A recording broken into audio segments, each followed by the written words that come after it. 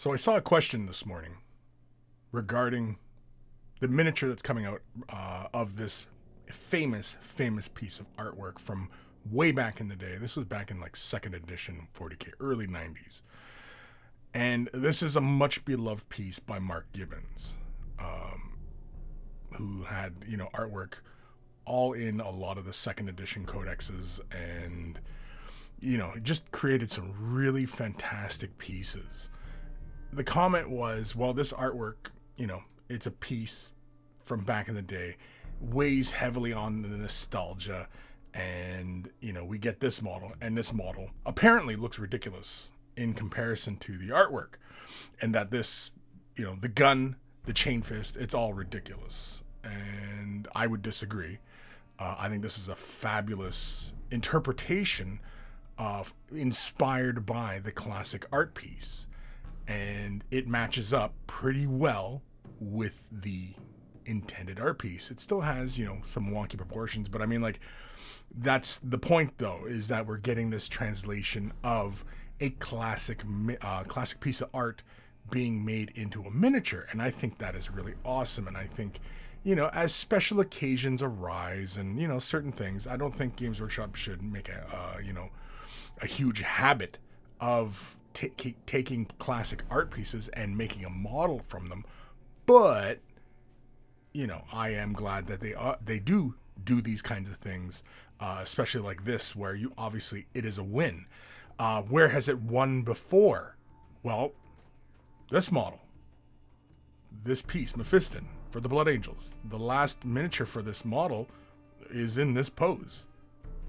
You could even say that was a trial run. That is a full production model. The Chaos Terminator isn't. It's not a production model. It's just, an exclusive model. It's a specialty. Whereas the actual production model for the Blood Angels, Mephiston, isn't heavily inspired, almost compositionally, the same as this classic art piece. Mark Gibbons, again, creating some really iconic pieces from back in the day that still inspire to this day. This is the kind of point I'm talking about when great art, permeates through these kinds of things. Here's a piece when we were getting rumors of a new avatar. Man, I was super excited if they were going to do this. And even in the initial teaser photos, it kind of looked like the avatar was going to be in this pose. He kind of is, kind of isn't, whatever. But I was hoping that we were going to get this nice, large piece. I was totally expecting when that model came out that it was going to have this dead Space Marine for the base. I thought it was I thought the model was going to be this, and I was hoping it was going to be this. It wasn't, of course, but I'm still happy with the model we got. But I kind of wish that we got this model. I think that would have been really something special, something really, really big as well. And of course, this guy looks kind of familiar. No, we just saw this guy not too long ago. No, anybody?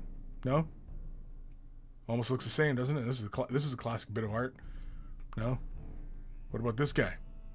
This guy could definitely get an art piece, a one-off. And in fact, I'm going to throw this out there, G-Dubs, if anybody from G-Dubs listens to my crap.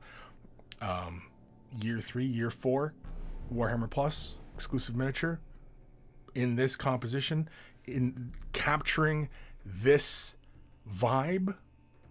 Yeah, I totally would renew and get this model for sure. I still have my iteration of this in pewter still. I used to collect Bretonnians way back in the day, and the Green Knight, of course, was one of my favorite pieces. It also was, OP on the tabletop too. But, again, Bretonnians are gone, but the nostalgia for all these classics, and there are so many old world players that long for Bretonnia. I would count myself amongst them. I miss Bretonnia. Probably why I don't really, miss too much of fantasy, because they got rid of my Bretonnians and I just, I went in my corner and I sulked. But I digress. And of course, the all famous World Eater. And when I was talking about the upcoming release of the World Eaters coming out, and we're getting new sculpts, man, I hope we see something like this. I hope we get this piece, either as the main model or as some sort of champion, or I don't know, whatever. Now, mind you, I mean, it's probably kind of late to, be talking about this, because I'm sure all the T's have been crossed and the I's dotted, as it were, regarding the production of these products. I'm sure it's already gone to factory and they're probably already being put in boxes and everything, and all that. But it'd have been nice.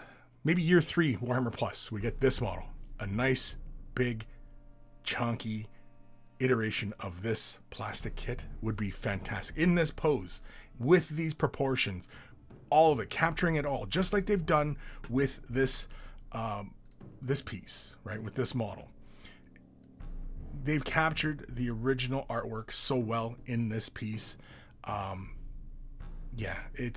And there are so many of Mark Gibbons' work, and Mark Gibbons is not the only one. I mean, you have Blanche, you have England. There's so many artists from back in the day who did fabulous work. And yeah, Mark Gibbons just happens to be one of my personal favorites from back in the day. His artwork inspired a lot of the way I look at art, look at drawing, composition, and all that. And yeah, he is one of my personal favorites from back in the day. But yeah, if you're curious about Mark Gibbons, just type in Facebook, and you'll get to see like all his photos of his work. And he's got tons of stuff. He's done work for other companies as well, not just Games Workshop. The man is still busy working on projects, and you can see there's a ton of stuff. Like, man, there were so many iconic pieces, right? Like, look at Mephiston. Like, that's pretty much the same as that art piece, right? It captures all of that vibe, and I'm in for it, of course. But yeah, like look at all these classic pieces. Like, look at this. Like, come on. I think these were for the card game, by the way. All right, this is basically turning into like a bit of a gush fest for Mark Gibbons' work, but which was not really the intention of this video. It was more or less just to address the opinion that model for Warhammer Plus is garbage. I strongly disagree. Is a much beloved piece of art from the past. Unfortunately, people who are a lot younger, who did not grow up on a lot of this stuff, do not have the same appreciation for these pieces. By today's standards, yes, this Terminator Armor does not really suit how Terminator Armor is envisioned today. The guns, the weapons, the design, all that. Some of it's obviously still heavily there, but, not really. And they don't have an attachment to it. And so that's probably why they can be so dismissive of such things. But when you start viewing it through the lens of artwork, then you really start to appreciate what was created before, especially when you consider that this was hand on canvas and not a mouse to a screen. But that's a different story. Anyway, thanks for watching. Don't forget to like and subscribe, and a huge thank you to all my patrons.